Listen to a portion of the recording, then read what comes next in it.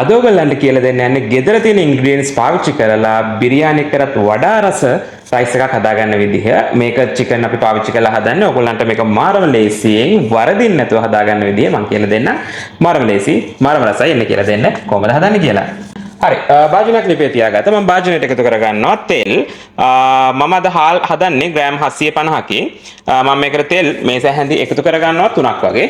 හරි තෙල් එක රත් වුණාට පස්සේ මම තෙල් එකට එකතු කරගන්නවා රම්පේ, කරපිංචා, ඒ වගේම එනසල්, කුරුඳු පොතු, කරාම්බනටි. මේකට එකතු කරගන්නවා.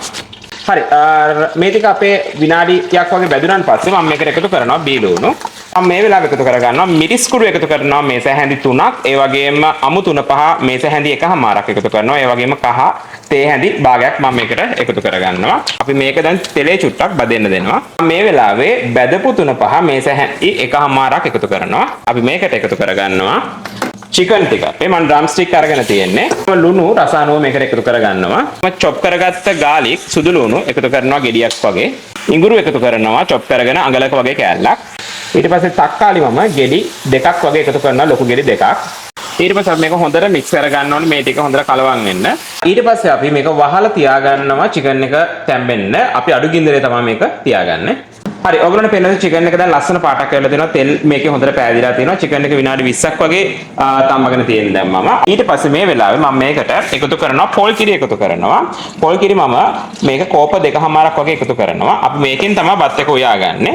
හරි ඔයගොල්ලන්ට පේන විදිහට දැන් කිරි දැම්මන් පස්සේ මේක උතුරාගෙන එනවා. මම විනාඩි 3ක් වගේ තියාගත්තා. තියාගෙන අපි මේකේ චිකන් ටික ඔක්කොම අයින් කරගන්නවා. හරි අපි චිකන් ටික අයින් කරගත්තා. අයින් කරගෙන මම මේ කිරි එකට එකතු කරනවා අල එකතු කරනවා. මෙතන ග්‍රෑම් 400ක් තියෙනවා. අල මම ලොකුවට කෑලි කපාගෙන තියෙන්නේ. ඊට පස්සේ අපි හාල් මම හොදලා හාල් අරන් තියෙන බාස්මති මම අරන් තියෙනවා. ඔයගොල්ලන්ට කැමති ඔයගොල්ලන් ගෙදර පාවිච්චි කරන හාල් එකක් මේකට පාවිච්චි කරන්න පුළුවන්. හරි හාල් ටික එකතු කරගත්තන් පස්සේ ඔයගොල්ලෝ බලන්න හාල් එක තැම්බෙන්න වතුර ඇතිද කියලා. හරි ඔයගොල්ලන්ට පේන ඇති උඩ වතුර මට්ටම ඔක්කොම දැන් හිඳිලා තියෙන්නේ. මම මේ වෙලාවේ ලිපේ ගින්දර හොඳටම අඩු කරලා වහලා තියා ගන්නවා. බත් එක හොඳට ඉදව ගන්න. ඔයගොල්ලන්ට රයිස් කුකර් එකේ වුණත් චිකන් ටික හැදුනට පස්සේ ඒ ග්‍රේවි එක මාරු කරලා රයිස් කුකර් එකේ වුණත් ඔයගොල්ලන්ට හදා ගන්න පුළුවන්. ඔයගොල්ලන්ට පහසු විදියක් කරන්න පුළුවන්.